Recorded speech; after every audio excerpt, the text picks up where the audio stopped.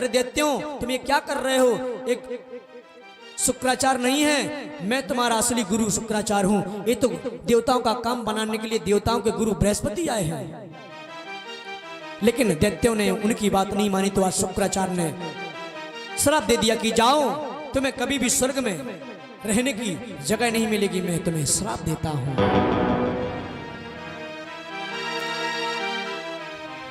आज सर्वाभिभावकत्वेन भविष्यति न संशयः अवदा सर्वभूतानां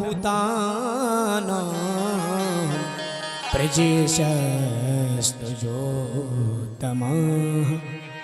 इस प्रकार से श्राप दे दिया और आज देवता लोग माँ भगवती आदि शक्ति को प्रणाम करते हुए उनकी स्तुति करते हैं कि हे भैया आप भी अवतार लो, क्योंकि विष्णु भगवान को श्राप लग गया है और भगवान विष्णु को द्वापर में आना है तो वो किस रूप में आए, तो माता आप ही मुझे कुछ बताओ। माँ भगवती की स्तुति करते हैं देवता लोग कि नमो देवी महामाये सर्वेषां जननी सुष्मता को भेदस्तव देवेषु दैत्येषु सुखतेषु च। माँ भगवती की स्तुति की माँ भगवती प्रसन्न होती हैं, कहते हैं देवताओं जाओ, द्वापर में भगवान श्री कृष्ण का जन्म होगा, विष्णु भगवान उन्हीं के रूप में अवतरित होंगे। और पूर्व में जो दिति ने श्राप दिया था कि जिस प्रकार से तुमने मेरे गर्भ में बालक को मरवा दिया, उसी प्रकार तुम्हारे भी 7 पुत्र मारे जाएंगे। तो वो देवकी बनी और यहाँ पर वशिष्ठ जी का विश्राप, वरुण भगवान का विश्राप कश्यप को लगा था, जो आगे चल के वसुदेव जी बने।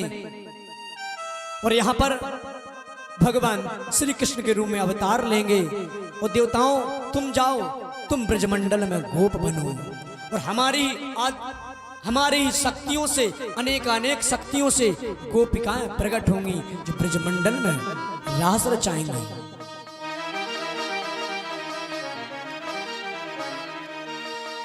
और हम गोकुल में नंद बाबा की पत्नी जसुआ है, उसके गर्भ से हमारा अवतार होगा। इसके बाद कंस हमें मारने के लिए जैसे ही तैयार होगा तो हम आकाश मार्ग में उड़ जाएंगे और जाकर के अष्टभुजा धारण किए हुए मणिद्वीप को छोड़ करके हम यहाँ पर उत्तर प्रदेश में हम अपना एक स्थान बनाएंगे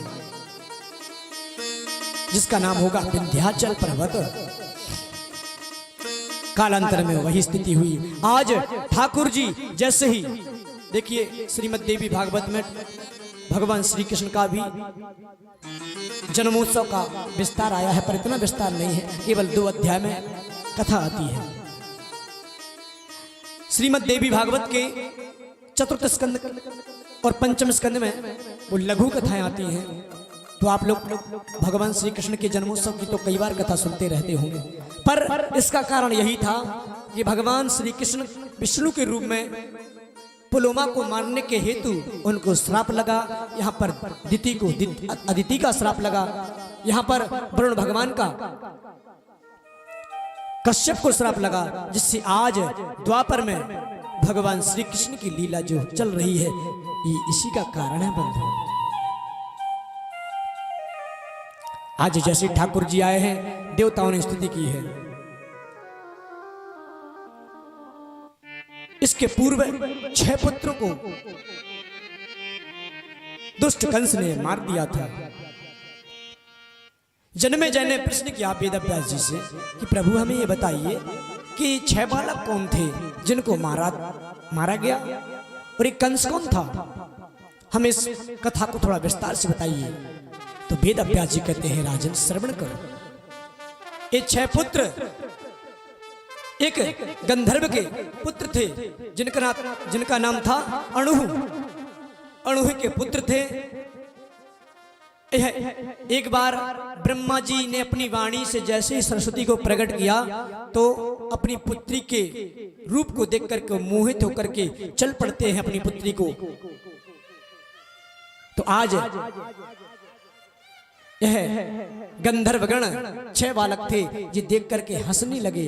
ब्रह्मा जी ने श्राप दे दिया कि अरे गंधर्वगण, तुम हमको देख करके हंसते हो, इसलिए जाओ, तुम्हारा जन्म तो होगा पर तुम जन्म लेते ही मृत्यु को प्राप्त हो जाओगे। तो वे आगे चल के कालनेमी के पुत्र बने। इनके 3 जन्म की कथा आती है। यही कालनेमी के 6 पुत्र बने। आकर के ब्रह्मा जी की तपस्या करने लगे। ब्रह्मा जी ने आशीर्वाद दिया, कहा कि जाओ तुम भक्ति करो। तो निकाल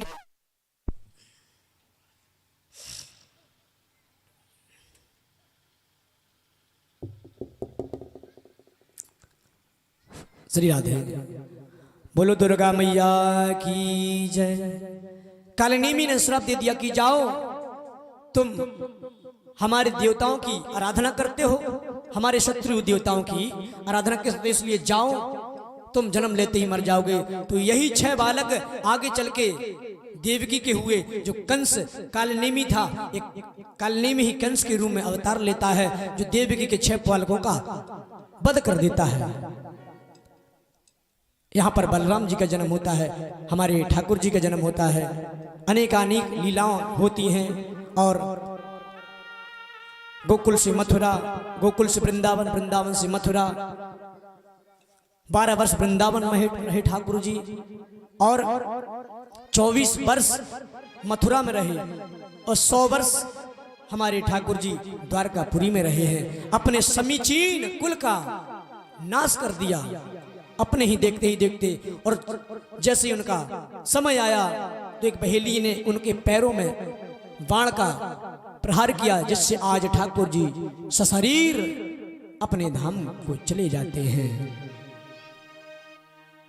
फिर प्रश्न किया जन्मेजय ने कि हमें ये बताइए, ये बहेलिया कौन था जिसने ठाकुर जी के पैरों में पद प्रहार कर दिया? हमें इस कथा को थोड़ा और विस्तार से बताइए। तो कहा राजन श्रवण करो। वेद व्यास जी कहते हैं ये वही बहेलिया है त्रेता युग का, जब राम जी ने छुप करके बाली को बाण मारा था और बाली ने कहा कि अरे राम, तुम कैसे मर्यादित हो,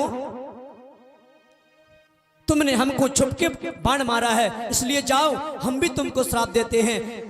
जब भी तुम्हारा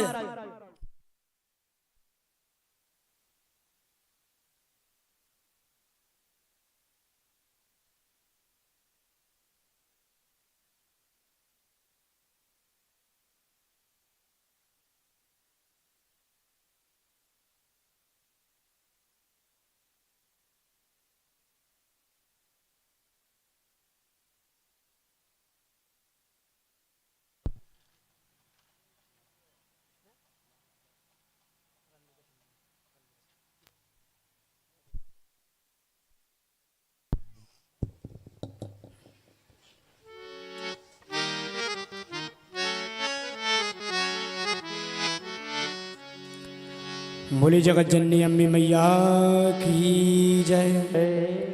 आज बाली ने भी श्राप दिया राम जी को कि राम जी, आपने हमको छुप के बाण मारा है, आज हम धराशायी हो गए, इसलिए जाओ, द्वापर में तुम बनोगे कृष्ण और मैं बनूंगा बाली, मैं बनूंगा बहेलिया।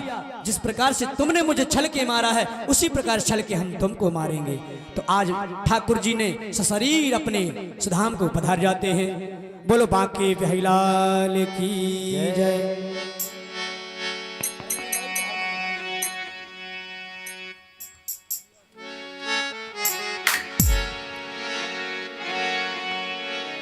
आइए हम आगे आपको महिषासुर, रक्तबीज, चंडमुंड, शुंभ निशुंभ की कथा का श्रवण कराएं। उसके पूर्व हरि नाम संकीर्तन करते हुए बिहारी जी के चरणों में, क्योंकि अब ठाकुर जी की इसमें जब बीच में कथा आ ही गई है तो थोड़ा बिहारी जी का भी भजन हो जाए। आनंद से, बड़े भाव से, श्रद्धा से और मस्ती में झूमते हुए, ताली बजाते हुए हमारे साथ में मिलकर के सभी गाएंगे।